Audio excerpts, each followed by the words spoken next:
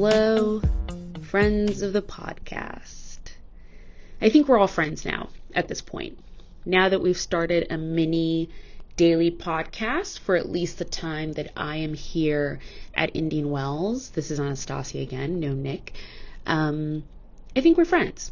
I'm going to call us friends. So let's begin our recap of day 2 of Ground Pass on site. We're on site at Indian Wells. We will be here for a while still. Super excited.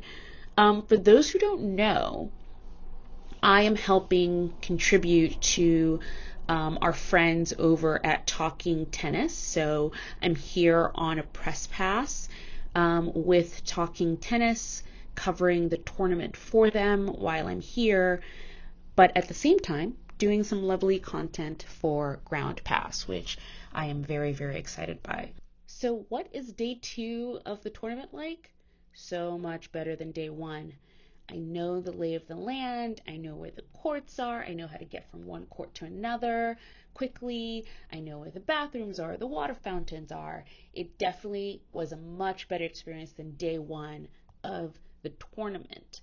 You might have heard the recap of day 1 already, which I recorded earlier today while I was waiting for practice matches to start. But, same thing I did yesterday, coming into a new day of the tournament. I looked at the schedule, I looked at the practice schedule, and I decided what I wanted to see, who I wanted to see, and when. It was a busy day where I was also getting to go to press conferences for Talking Tennis, but then I also wanted to watch matches and see people play. So where did I start? I started beautiful sunshine, overlooking the mountains, watching Carlos Alcaraz and Taylor Fritz practice. It was such an experience. But I have to say, crowded. And you should expect this. If you're coming to one of these tournaments, it's probably going to be very different if it's a smaller tournament like a 250 or a 500, which we've talked about before, and the field isn't as deep and it's in not maybe a popular city. You might be able to get more access and closer to players. But in a big tournament like Indian Wells or like a Grand Slam like the US Open, practice sessions get super crowded because, again, they're free to the public. They're free to anyone with a ground pass. See what I did there? Ground pass. The best ticket in a first week of a tournament. But I digress. The practice sessions, especially for popular players, get very, very crowded. So by the time I got there, I was one of the first people to get there. I knew exactly what I wanted to do. I had put it in my schedule, so I was there on time, seated, and waited. But once the gates opened for the general public, there was a rush to practice court 2 where Carlos Alcaraz and Taylor Fritz were practicing. So just plan ahead, You want to see a favorite player? Plan ahead. Don't show up, 10 minutes before the practice is supposed to start expecting to get a seat, because there are people who've been sitting there for 30 minutes, sometimes an hour, waiting for their favorite player to come play. But it was a really good experience. I loved watching it. Both players looked really good. Taylor Fritz is rocking his new brand, apparel brand deal with Boss. He also announced today that he's being sponsored by Chipotle. Hope I get to ask him about that sometime in press, because that seems so cool. But yeah, saw them practice, then walked around a little bit, got to see Coco practice for a little bit, got to see Jannik Sinner and Andy Murray practice, and all of this is posted on Ground Pass Instagram, so you can go to our Instagram account and see some of these videos of the practice sessions with those players. And then it was time to go see some matches. And where did I start if not with Taylor Townsend? If you've never been to a Taylor Townsend match, make it your next mission to do that. Or watch her play on TV if you can, because she is such an energetic and expressive player that seeing her in person is worth the ticket totally worth the ticket. If you've never heard a Taylor Townsend, come on, you've got to. And I have a recording of it, which is on our social media account. So you must go see her say that. But she got through a super difficult match against Magda Linette. She was able to power through at the end, bolstered really by the crowd. It was a packed court. It was a court that was accessible using a ground pass. So of course, seats filled up very quickly for an American playing on there. Two other matches I saw kind of bouncing back between the courts, because sometimes you can do that. I tend to do that a lot at tournaments like this, where, a match can take anywhere from an hour to 2 to 3. We know how it goes. But I was sort of doing a kind of double header with the match between Thomas Mahak and Stan Wawrinka, and Emma Raducanu and Rebecca Masarova. One was on Stadium 1, one was on Stadium 2, so I definitely got my steps in today. Emma Raducanu looked great. The crowd was so for her.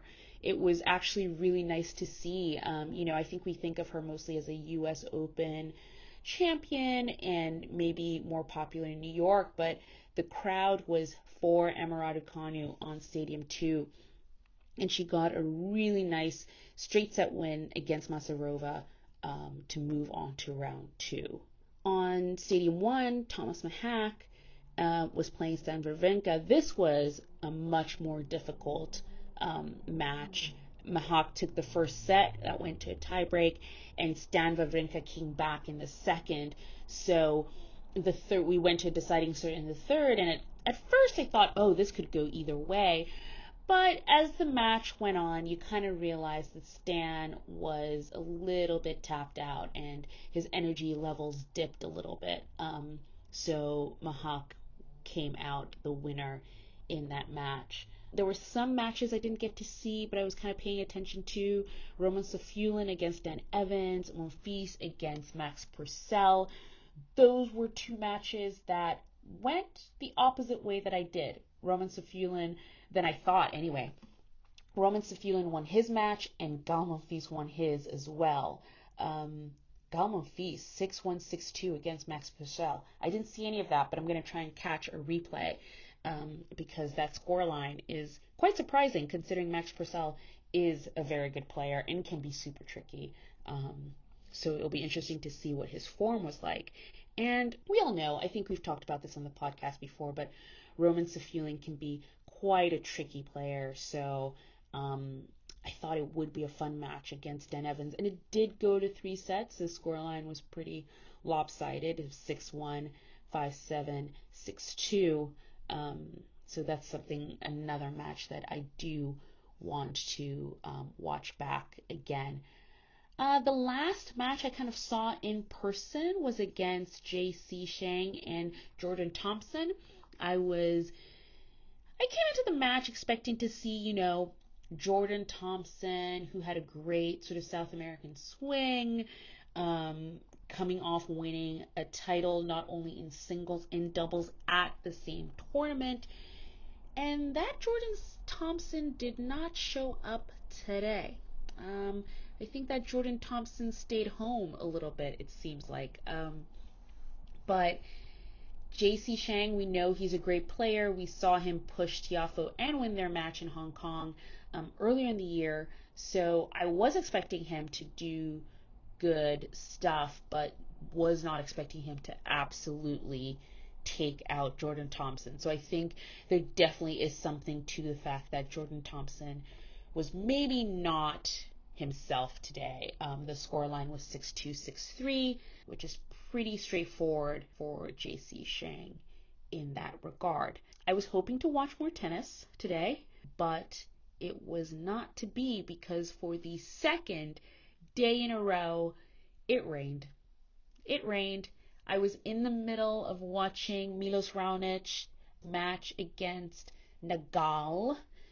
Different, not Nadal, but Nagal. Unfortunately, Rafa Nadal had to withdraw from the tournament yesterday. I don't think I talked about that in our day one review, but he did withdraw from the tournament saying he was not fit to play, which is a shame. I was really hoping to see him. I haven't seen him in person since the last time he played the US Open, so I was really hoping to see him in person one last time, which is what it seems like. I think at this point, Rafa Nadal will be retired by the end of the year. Who knows? Hey, knock on wood, it won't happen, but we never know. I think the next time we'll see Rafa Nadal is on the clay. But anyway, back to Raonic. Was watching his match against Nagal, and it started to rain. I didn't know it rained so much in California. In fact, I think it hasn't rained in forever, but for the first 2 days of Indian Wells, play has been suspended due to rain. Not sure if it will resume later tonight, but I am back in my hotel room. If it does, I will probably just watch the matches on TV. If not, it looks like they'll probably be rescheduled for tomorrow. So that's it. That's the recap for day 2 at Indian Wells. It's been so exciting. I, enjoy coming to tournaments in person if I can.